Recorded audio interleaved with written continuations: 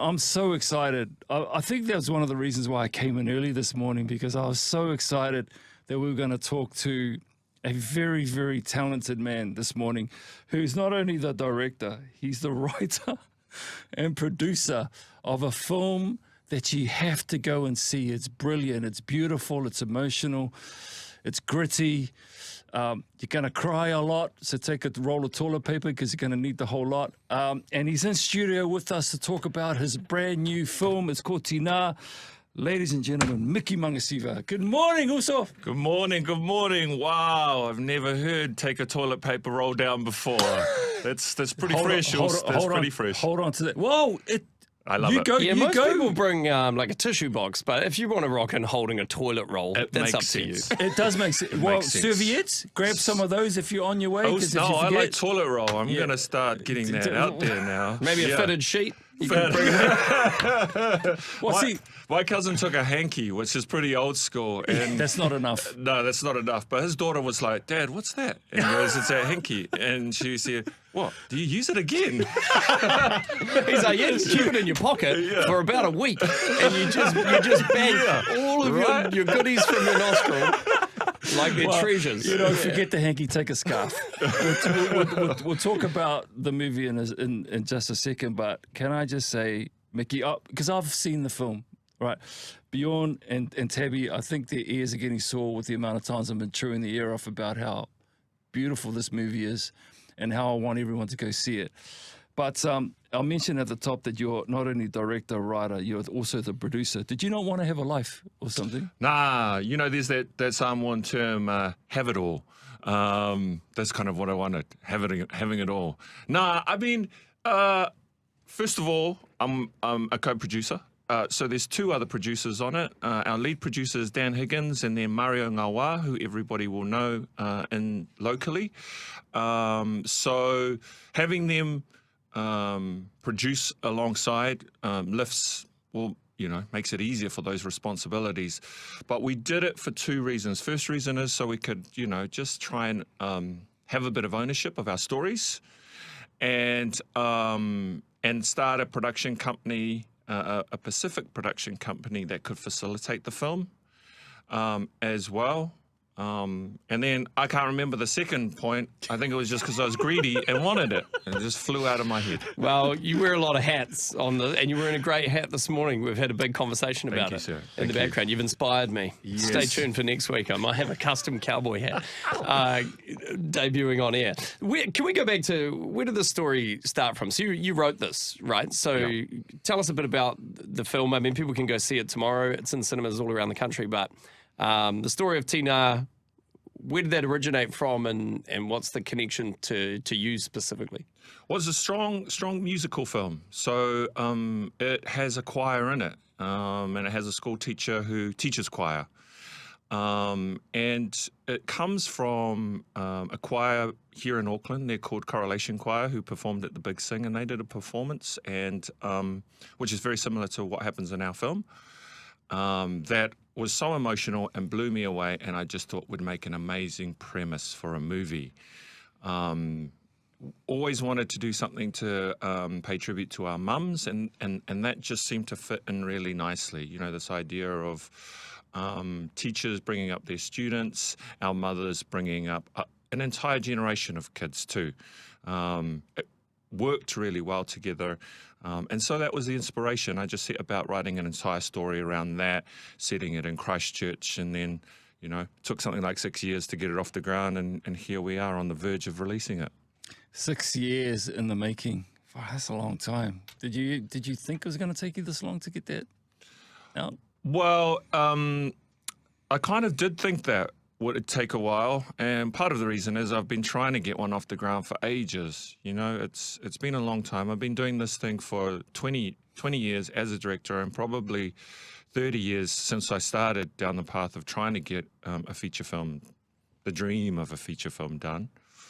And so I didn't mind that it took 6 years, because at least it was, something that I was passionate about and absolutely loved to do. Every single stage of this process was amazing and magical and a dream come true for me.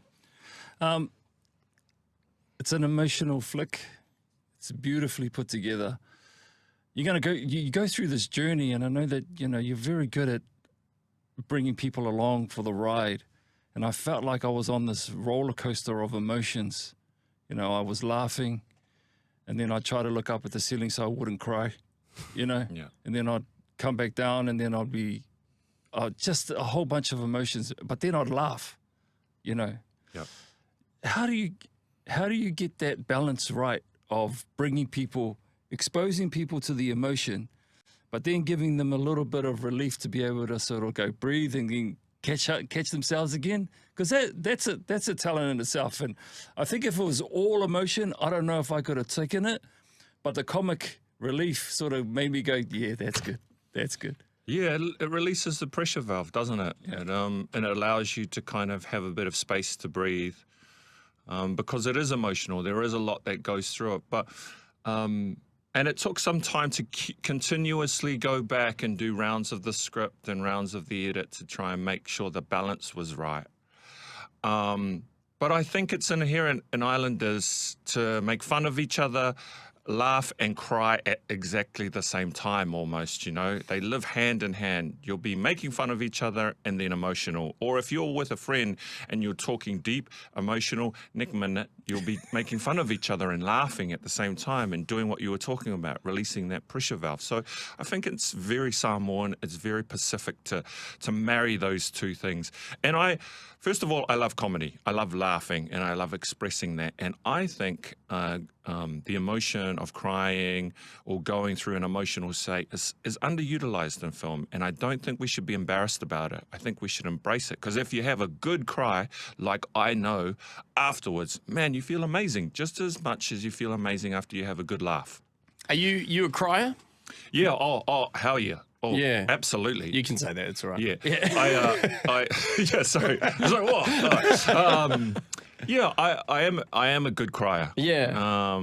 I'm just trying to think about, actually, no, I'm definitely a good crier. My mum used to call me Sefe, which means big mouth in Samoan, because as a kid, I used to do that open mouth cry, the styles. See the tonsils Yeah, flicking see in the the back, tonsils yeah. flicking, and then stop, open your eye, no, so I have been a good crier over the years, Yeah. and through this whole process, and we were talking before about how many times I've watched this a lot of times, and only recently did I just stop crying. Throughout that whole edit process, I was crying through the whole thing. When you're making the film, like as you're putting it together, right, and you get all the elements together and it really brings that emotion home. But when you're actually making something and you're working, you're directing and all that kind of stuff, are you able to feel the story as you're kind of making it, or are you a bit more removed when you're in that kind of working sense of like making sure it's been put together correctly and that sort of sense? Or are you right in the story just as much when you're filming it? It's a good question. I think it's a combination of both. Like you're there and you're going through the process and you know what it takes in order to get the story or the day or the scene or the emotion of actors. So you're implementing all these things that you've learned throughout the years to try and get that. But then sometimes when you'll be in it, you'll just know. There's a couple of my favorite scenes in the film. And they're really emotional scenes. And so, yeah, when you're setting those up, you're like, okay, let's put some lights here and put the camera here and let's put them through wardrobe and have them all come through at these certain times. That all happens. And then they get there and you button on and you say action. And then this magic happens. Yeah. And then you're like, man, something special is happening here. Did the cast get really into the emotion of the movie? Did that have an impact on them outside of the acting? Not only the cast, but our entire crew. Okay. They had read the script, and much like you see in the film, people were emotional reading the script, and they really resonated with the messages in the script as well. So all our cast and all our crew came into the production having ownership of it, relating to the story, and we all know each other too. So we're sort of like family. And so going through that process together, not only the edit process, but we'd be in moments where I'd be in a meeting. The different teams would come in and be around a meeting, and I'd be like, okay, cool, yeah, let's go. What's happening? What are we doing? And somebody would tell a story about how they connected with the material, and then there'll be another round of crying. everybody would get emotional during it. Or it'll be somewhere else where we're on location, you know, in Christchurch or something like that, and one of our members would reflect back on that time and it would be emotional. So the whole journey was an emotional journey, and I just think that that's come out on screen. It's in everyone's work, and I believe in that stuff, you know. I believe in the spirit of a project and the, I don't know, there's something more to a project other than just what's in front of you. It definitely came out on screen, Miki. You mentioned that it took you about, you know, this is 6 years in the making, and there's grief and there's trauma in this film. And you personally had to deal with a lot of grief and trauma as well with the passing of your wonderful brother, Pua. And you did a beautiful dedication at the end of the movie to him. Did that challenge you more making this movie? No, it empowered me more, bro. Sweet. Yeah. It drove me to get there. There was too many things that happened on this project that was not a coincidence, that just happened in order to get it off the ground. And I knew it was him, and I felt it was him, and he drove me the whole way, you know? So it empowered me. He was there. I felt like he was there. And it really just gave me I felt like I had somebody else there along with me on the ride, driving me to go forward. And I wanted to honor his spirit too, because as you know, he was just so lively and energetic and just a go-getter. And I just wanted to be like that. And I wanted to use that to get this thing made, because I promised him a long time ago, well before he passed, that I would do this thing. So when we went through that, and we went through that tragedy and trauma and all of that sort of stuff, I was like, yeah, bro, let's go do this. Let's go get it. And so when the opportunity came up actually, it was in the script. I made that dedication in the script, but there was a time where it's like, am I going to put his name at the end? And I was like, yes, I'm going to put it on there, and I'm going to just run with it. It's beautiful. Beautiful. Finally, a couple of things. What have people said to you about the movie? How's it impacted them? Oh, man. Everybody's been so amazing. They've been emotional. We've had just so many things, from being proud of being Samoan, being proud of being a Pacific Islander, to remembering relatives that have passed or are in their lives, paying respect to families. We've just had an overwhelming support of pride from the Pacific community especially. But I want to say to everybody, this is not just a Pacific film. I grew up in Aotearoa. I love this country. This reflects some trauma that we've gone through in this country, but it reflects my idea of how we can go forward. So I grew up with a lot of Bailangi kids in Wellington. They were there at the premiere along with me. They're still my friends to this day. So I want people to know that this is not just a Pacific story. This is a story for all of Aotearoa. Well, very excited about the release of it tomorrow, and I'm sure anyone tuning in, listening to you share your heart and your story behind it, are probably pretty excited about maybe going and checking it out. Do you have any final encouragement for other people who are maybe chasing a dream that is quite a long journey to get to? Like, I know making films in New Zealand is a difficult thing, right? There's a lot of uncertainty. There's not a lot of support, funding, all sorts of hurdles. You say it's a 6-year journey just to make this one thing, you know, that you pour yourself into. And there'd be a lot of people that I think would give up, you know, and be like, well, it's not happening, or it's not happening quick enough. Do you have any words for anyone else who's got a dream like that they want to chase but don't know how to keep going for that long? Well, I don't have any advice, but what I will say is I'll tell you about my journey. And my journey has been, I've been relentless, and I have had no other anything else other than the dream of being a filmmaker. There was no fallback options for me. This is what I was going to do.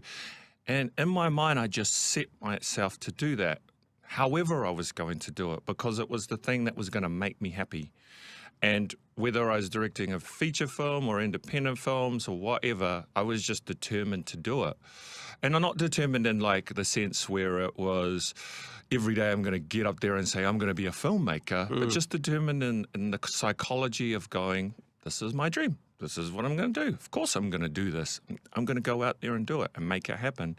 And it's funny when that happens, things start to open up, doors start to open up. And if you don't give yourself another option, or I certainly didn't give myself another option, things just started to happen for me. And now that I've been down in the process and been lucky enough to be in this position, I have lots of people in my circle who haven't chased their dream, who have just gone about, getting a degree in areas that they, didn't necessarily fall in love with or were passionate about. And they look across at me and say, I wish I did what you did. So hopefully telling them that finding the thing that makes you happy in life and just going out there and trying to make that happen, it'll work out somehow. I promise you it will. You're a wonderful, talented, creative human being, Miki. So proud of you, bro. Thank you. Thank you. Go see Tina. It's out in cinemas tomorrow. We've got a couple of double passes to give away. Tabby will take your calls. I just reckon if you want to go, it's rated M. It's gritty. There's a lot of colourful stuff in there that, you might It's a not real want to story. Yeah, you might just want to be careful about. But 0508 54 336, there's a couple of double passes. First two callers, it's all yours. Toilet paper. Thank you. Oh, yeah. Take the whole roll. You're going to need it.